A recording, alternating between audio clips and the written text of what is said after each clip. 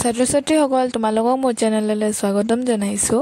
আজি তোমালোকৰ বাবে মই লৈ আহিছোঁ BA 4th চেমৰ ভাষা বিজ্ঞান পেপাৰখনৰ এটা ইম্পৰ্টেণ্ট কুৱেশ্যনৰ এনচাৰ। আহা আমি ভিডিঅ'টো আৰম্ভ কৰোঁ। কুৱেশ্যনটো হৈছে ধ্বনি বিজ্ঞানৰ শাখাসমূহৰ চমু পৰিচয় দাঙি ধৰা।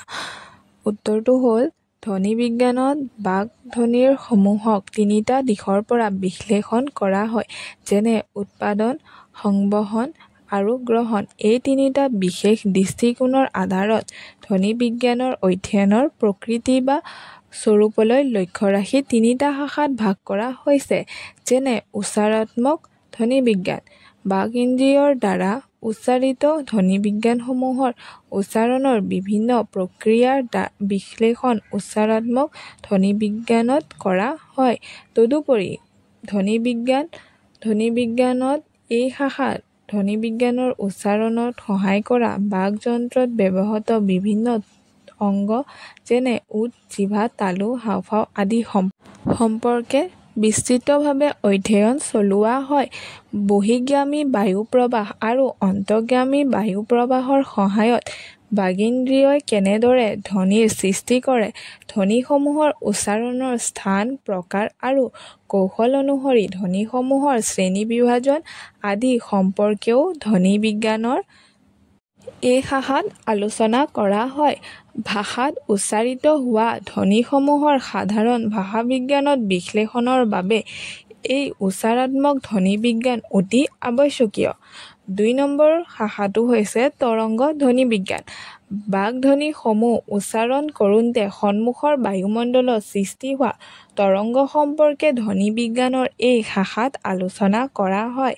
বক্তাৰ পৰা শ্ৰোতাৰ কাণলৈ সংক্ৰমিত হোৱা বায়ু প্ৰবাহৰ তৰংগ দৈৰ্ঘ্য অৰ্থাৎ উঠা-নমা গতি আৰু তাৰ বিস্তৃতি, তৰংগ পৰিসৰৰ ধ্বনি দৈৰ্ঘ্য, ধ্বনিৰ প্ৰাবল্যৰ আলোচনা সামৰি লয়।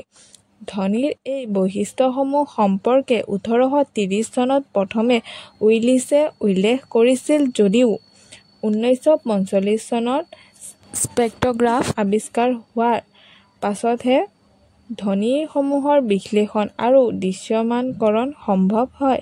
বাক যন্ত্ৰৰ দ্বাৰা উচ্চাৰণ কৰা ধ্বনিসমূহৰ বিশ্লেষণ আৰু দৃশ্যমানকৰণ সম্ভৱ হয়। বাক যন্ত্ৰৰ দ্বাৰা উচ্চাৰণ কৰা ধ্বনিসমূহৰ বিশ্লেষণ আৰু সংৰক্ষণৰ বাবে ধ্বনি বিজ্ঞানীয়ে যন্ত্ৰ আৰু কম্পিউটাৰ প্ৰগ্ৰেমৰ সহায় লয়। সমসাময়িকভাৱে ডিজিটেল ছিগনেল সমূহৰ উন্নতিও হ'ল। ধ্বনি বিজ্ঞানৰ এই শাখাত ধ্বনিৰ বিভিন্ন গুণ সম্পৰ্কে অধ্যয়ন কৰোঁতে নানাবিধ যন্ত্ৰপাতি কাইমোগ্ৰাফ, ফোনোগ্ৰাফ, স্পেক্ট্ৰোগ্ৰাফ আদি লোৱা হয়। তৰংগ ধ্বনি বিজ্ঞানৰ পিতৃপুৰুষ ৰাউছেল্টে ধ্বনিসমূহৰ আলোচনাত কাইমোগ্ৰাফ ব্যৱহাৰ কৰে। কাইমোগ্ৰাফৰ সহায়ত ধ্বনিৰ কোনো এটা ভাষাৰ প্ৰাবল্য, দীৰ্ঘত্ব, সুৰাঘাত, আনুষাংগিকতা, ঘোষত্ব আদিৰ সম্পৰ্কে বিজ্ঞানসন্মত দৃষ্টিভংগীৰে আলোচনা কৰা হয়। এডিছনে 1877 চনত ফোনোগ্ৰাফ আৱিষ্কাৰ কৰে। ফোনোগ্ৰাফে ধ্বনিসমূহৰ সংৰক্ষণত সহায় কৰে। এডিছনৰ এই আৱিষ্কাৰে ধ্বনিসমূহৰ উচ্চাৰণ যে বাৰে বাৰে শুনিব আৰু তৰংগ বিশ্লেষণ কৰিব পাৰি তাক প্ৰমাণ কৰিবলৈ সক্ষম হয়। বৰ্তমান তৰংগ ধ্বনি বিজ্ঞানৰ আলোচনাক সাংবহনিক ধ্বনি বিজ্ঞান বুলিও কোৱা হয়। ধ্বনি বিজ্ঞানৰ এই শাখাটো পদাৰ্থ বিজ্ঞান আৰু ধ্বনি বিজ্ঞানৰ মাজত এক অৱস্থা। সেয়ে ধ্বনি বিজ্ঞানৰ এই শাখাক প্ৰায়োগিক ধ্বনি বিজ্ঞান নাইবা যান্ত্ৰিক ধ্বনি বিজ্ঞান আদি নামেৰেও অভিহিত কৰিব পাৰি। ৩ নম্বৰটো হৈছে শ্ৰৱণাত্মক ধ্বনি বিজ্ঞান। ধ্বনি বিজ্ঞানৰ এই শাখাত বাক ধ্বনিৰ শাৰীৰিক গুণ সম্পৰ্কে অধ্যয়ন কৰা হয়।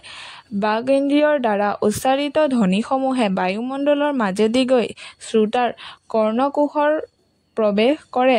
তেতিয়া শ্ৰৱণ কেন্দ্ৰ অৰ্থাৎ স্নায়ুকোষত কম্পন উঠে আৰু ইয়াৰ পাছতে মগজুৱে সংবাদ গ্ৰহণ কৰে। বক্তাৰ মুখৰ পৰা নিৰ্গত হোৱা ধ্বনিসমূহে বায়ুমণ্ডলৰ মাজেদি গৈ শ্ৰোতাৰ কৰ্ণকোষত স্পৰ্শ কৰাৰ পাছত সংবাদ গ্ৰহণলৈকে হোৱা ক্ৰিয়া আৰু প্ৰক্ৰিয়াৰ সম্পৰ্কে অধ্যয়ন শ্ৰৱণাত্মক ধ্বনিবিজ্ঞানৰ সহায়ত কৰা হয়। শ্ৰৱণাত্মক ধ্বনিবিজ্ঞানৰ সূচনা হয় দ্বিতীয় মহাযুদ্ধৰ পাছৰ পৰা। এই শাখাত ধ্বনিবিজ্ঞানে ধ্বনিৰ অধ্যয়নৰ নিৰ্ভুল আৰু সূক্ষ্ম বিৱৰণ দাঙি ধৰিব পাৰে বুলি ভবা হয় যদিও ভাষাবিজ্ঞানীসকল বৰ আগ্ৰহী নহয়। আনহাতে ধ্বনিৰ এনেধৰণৰ অধ্যয়নক ভাষাতত্ত্ববিদসকলে ধ্বনিবিজ্ঞানৰ অন্তৰ্গত কৰি ল'ব নিবিচাৰে, যিহেতু এই শ্ৰৱণাত্মক ধ্বনিবিজ্ঞানে স্বৰ আৰু ব্যঞ্জনৰ ক্ষেত্ৰত এটা ভাল সিদ্ধান্ত দিব নোৱাৰে বুলি তেওঁলোকে ভাবে। ধন্যবাদ।